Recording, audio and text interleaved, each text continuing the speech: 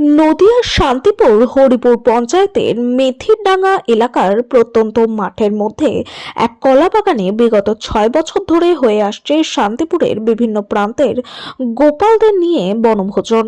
গোপালের জন্য যেমন রয়েছে 56 ভোগ, ভক্তবৃন্দদের জন্য রয়েছে পঞ্চব্যঞ্জন ভোগ প্রসাদ। গোপালের বনভোজন মহোৎসব এটা নিয়ে 7ম বছরে পড়ল।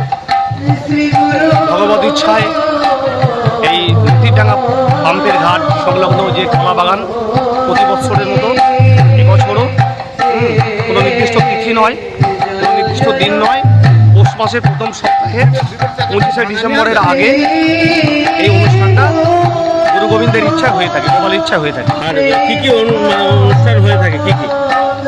গত কাল বিকালে বৈকালিক ভাগবত কথা, হরিকথা পাঠ করেছেন সচ্চিদানন্দ বাবাজি। তারপরে হরিনাম সংকীর্তন সারা রাত্রিব্যাপী, সকাল থেকে কীর্তন আদি, এবং এখন শুনতে পাচ্ছেন আরতি। আর এই যে বিপুল পরিমাণে ভক্ত সমাগম হয় তার জন্য প্রসাদ, মধ্যাহ্নভোজে কি কি আয়োজন করা রয়েছে?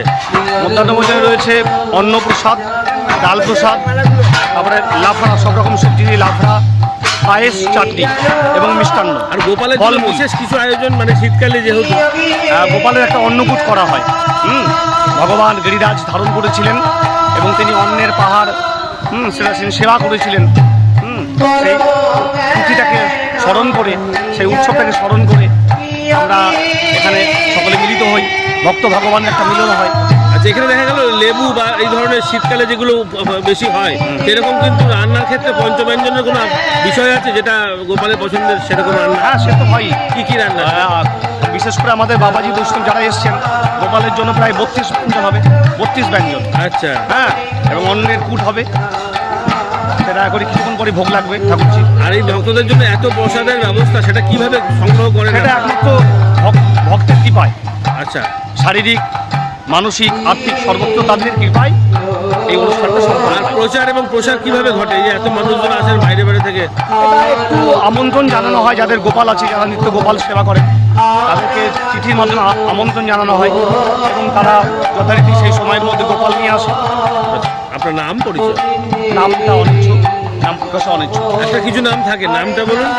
আমি নাম প্রকাশ করতে চাই না, কারণ রবি ঠাকুরের একটা কথা আমি আমার ছাত্র জীবনে আমার হৃদয়ের মধ্যে লিখে রেখেছি, বা স্বামীজি বলছেন যে ভয়েস উইদাউট ফল, নিজেদের না যেন করিয়ে প্রচার, আমারও আপন কাজে, তোমারই ইচ্ছা করো হে পূর্ণ, আমারও জীবন মাঝে। জয় গোপাল। সে তো গোবিন্দ দাস, গোপাল দাস কিছু থাকে, বাদ বাকি আমার দাদাকে